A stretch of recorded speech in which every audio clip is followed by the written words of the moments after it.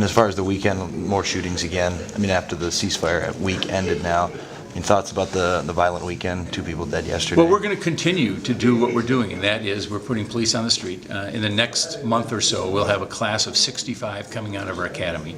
They're going to hit the street, and they're going to provide us with a lot of additional police officers.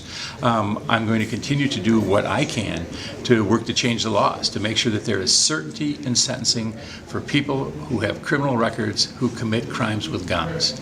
That's something we've asked the legislature to change repeatedly. It hasn't happened. We've also asked the legislature to pass laws that will require background checks for the sale of all guns. That hasn't happened yet. We had the gun buyback program, and we've been working with the ministers. So we are hitting this issue on every single front.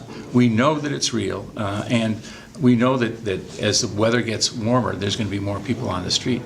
I talked at 7 different churches yesterday, and the message I delivered was one of inclusion, that I want the churches to be involved in this. I hate saying this, but when I'm on the north side and I get the message that someone has been killed, the first thing that goes through my mind is this is going to be a young African-American male. On the south side, I think this is going to be a young Hispanic male. And sadly, in both instances, I'm usually right.